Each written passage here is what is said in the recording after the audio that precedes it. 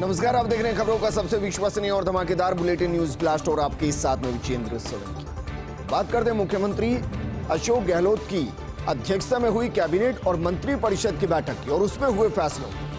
पर्यटन, राजस्व, किसान कल्याण, उच्च शिक्षा के साथ विभिन्न सेवा नियमों में संशोधन का फैसला लिया गया।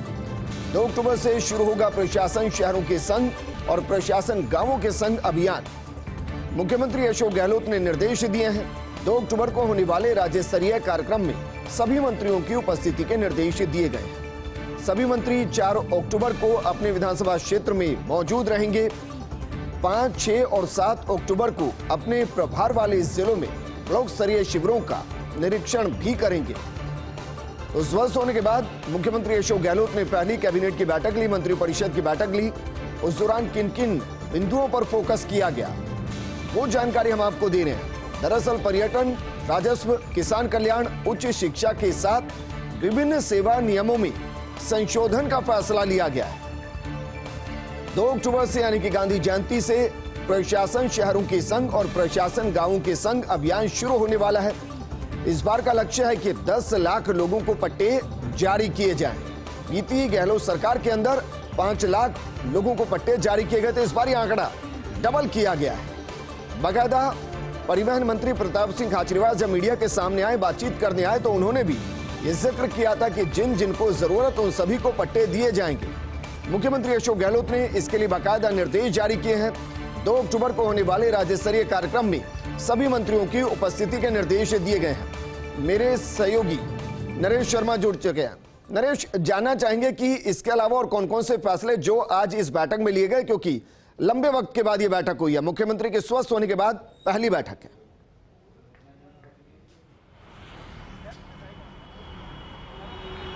बिल्कुल विजेंद्र, देखिए काफ़ी महत्वपूर्ण बैठक थी जिसकी चर्चा हम लगातार आज दिन भर कर रहे थे और उसी के अनुसार आज जो मंत्रिपरिषद की बैठक है उसमें महत्वपूर्ण फैसले लिए गए।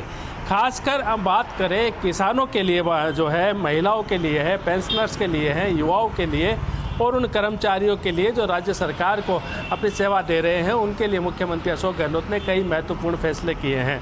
जहाँ तक सबसे महत्वपूर्ण बात ही प्रशासन गांवों के संग और प्रशासन शहरों के संग जो अभियान 2 अक्टूबर से पूरे प्रदेश में शुरू होना है, जिसका राज्य स्तरीय कार्यक्रम जयपुर में होगा, उसमें तमाम मंत्रियों को शामिल रहना है।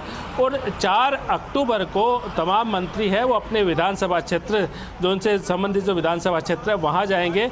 5 से 7 अक्टूबर को जो उनके प्रभार वाले जो ज़िले हैं वहाँ पे जाएंगे और इस पूरे अभियान की मॉनिटरिंग करेंगे, देखेंगे कि जो जनता के लिए फैसले लिए जाने हैं, विभागों में समन्वय किस तरह का है और जो जिस मकसद से ये अभियान शुरू किए गए, क्या वो जो मकसद है वो पूरा हो पा रहा है, जनता को जो रियायतें दी जानी है वो रियायतें दी जा रही है नहीं जा रही। इसके अलावा अनुकंपा नियुक्ति को लेकर ये महत्वपूर्ण फैसला है, संवेदनशील फैसला है। अनुकंपा नियुक्ति को लेकर भी मुख्यमंत्री अशोक गहलोत ने कुछ उसमें छूट दी है और कुछ और जो वर्ग है इसको जोड़ा है, जिसकी अगर हम बात करें कि अब जो तलाकशुदा पुत्री या जो अविवाहित राज्य कर्मचारी की अगर मृत्यु हो जाती है तो उसके माता पिता अथवा जो अविवाहित भाई या बहन है या और कोई भी आश्रित है या इसके अलावा विवाहित पुत्री है, इनको भी इसमें शामिल किया गया है। तो पहले जो एक सीमित संख्या थी उस संख्या को बढ़ाया गया है। साथ में जो विभिन्न सेवा जो और पेंशन नियम है जो राज्य कर्मचारियों से जुड़े हुए हैं उनमें भी संशोधन किया गया है, उनमें भी एक बड़ी राहत है वो कर्मचारियों को दी गई है।